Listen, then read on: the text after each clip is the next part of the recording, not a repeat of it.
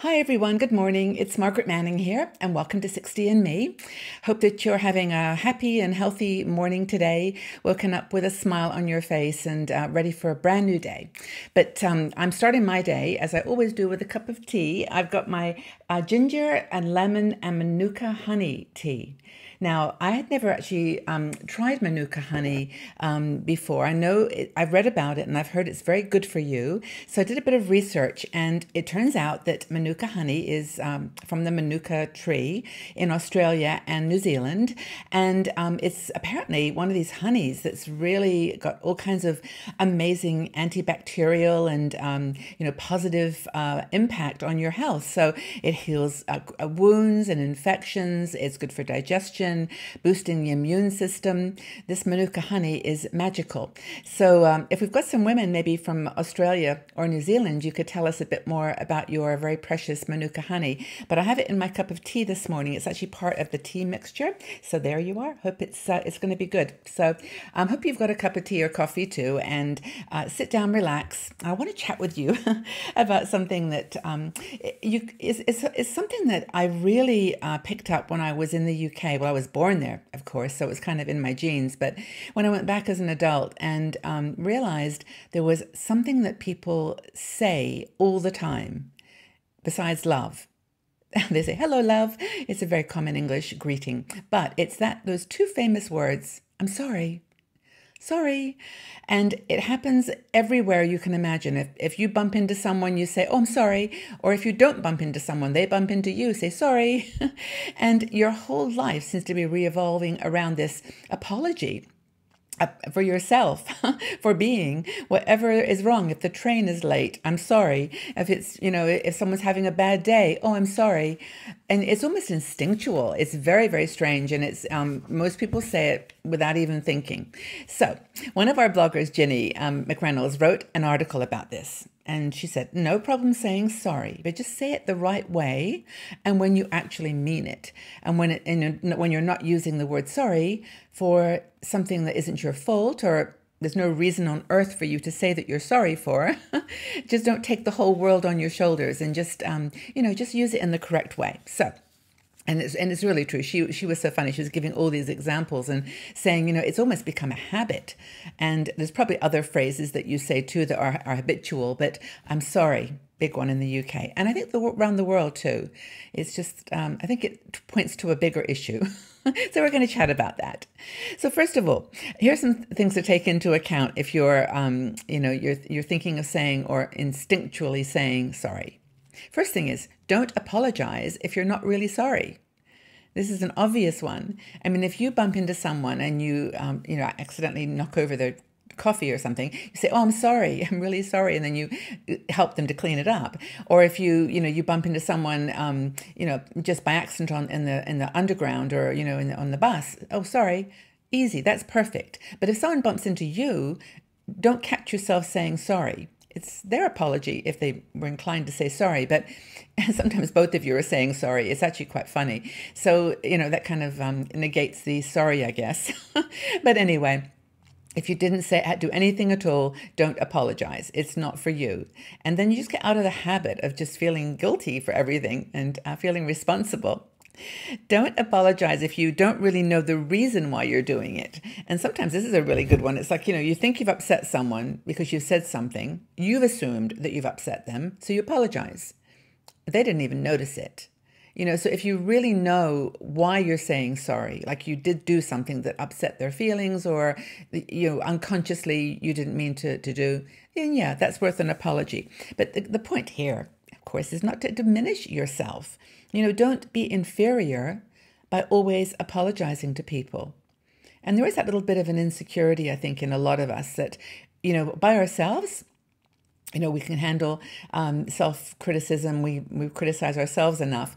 But when we get out into the world, we feel a little responsible and a little sort of, just apologetic for things that might go wrong in the world, as if somehow that was going to, clear everything up and make it better, which it doesn't, of course.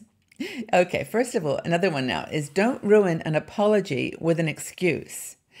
So don't say, oh, I'm really sorry I said that I was in a bad mood, or, oh, sorry I was upset this morning. I didn't get much sleep last night, or, I'm going through kind of a tough time. Sorry for, upsetting you.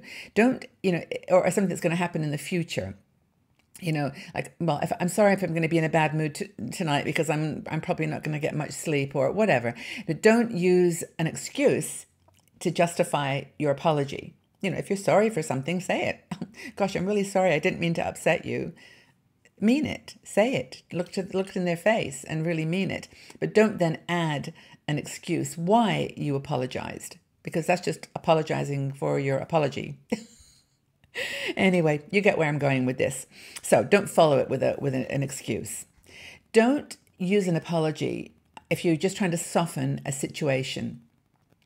This is a tricky one because I'm not a confrontational person. I don't like arguments. I feel bad when someone else feels bad. I genuinely do. And so I often will, not make an excuse, but try to negate a negative situation by just saying, oh, sorry I mentioned that, or I shouldn't have, I'm sorry that I brought that up, because maybe bringing it up did upset someone. And back to the genuine apology, if it was a genuine apology, but don't do it just because, that you're in the right, in your opinion, you've said something valid, may not be what other people agree with, but you don't have to apologize for it just to avoid some confrontation. I mean, nobody likes a fight, right? No one wants to have an argument. But on the other hand, if you've got a point of view, there's absolutely nothing wrong with expressing your point of view. I was reading an article the other day, which is a little bit related to this, but just to mention it, it was about the art of generous conversation. And, I think at the heart of so many of the challenges that we're facing in the world today are a result of people, not having a communication that is open and generous. A conversation where you listen, you really listen, you don't interrupt, you don't plan your response while the person is listening, or actually just listen because then when they finish, you can tell them your point of view. I mean, this is a really interesting dynamic that happens a lot, I think, with communication these days. And I think this article was pointing out that one way of, getting someone to understand your perspective, your point of view, is to listen to theirs.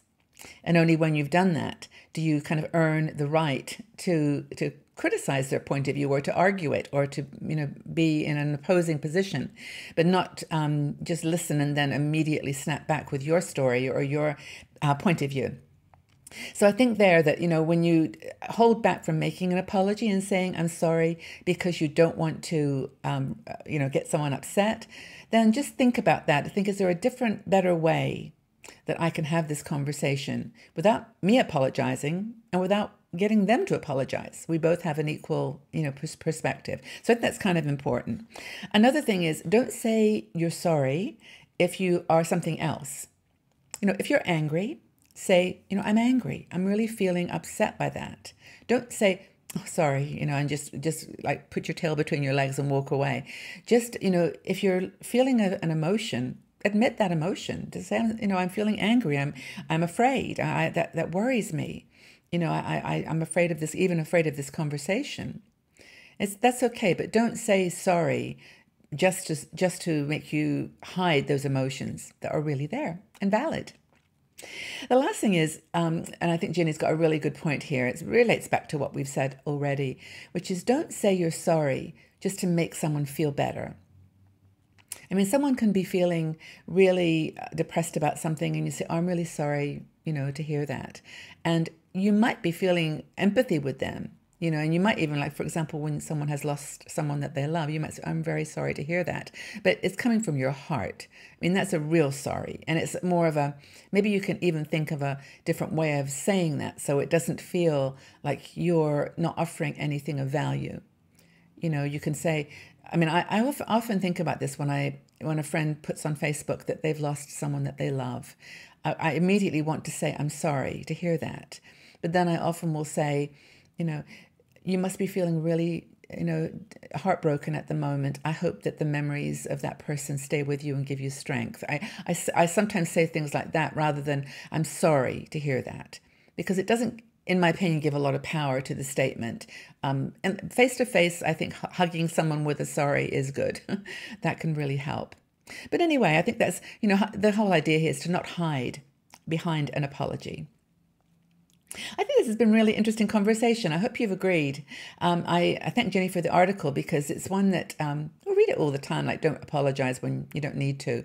But the kind of why of it, the depth of it, is kind of interesting. So I guess what would you ever find yourself apologizing for? What would you apologize for? Really look forward to your comments. I hope this has been useful. Thank you again for being here, for listening and joining in this conversation, and hope that you find it has brought some light to the subject. Next time you're about to say sorry, that you just stop for a minute and say, is that the right way to respond? I find it very interesting. So leave your comments below. We'll have a conversation, and keep coming back every day. Leave comments for each other, leave virtual hugs, share and comment on each other's feedback, and answer the question if you can. What things would you ever find yourself apologizing for? Okay, everybody, well, have a fabulous day. Get out there and do something good for yourself. Feel strong and vibrant and full of life. And I look forward to seeing you all again really soon. Take very good care. Bye-bye for now.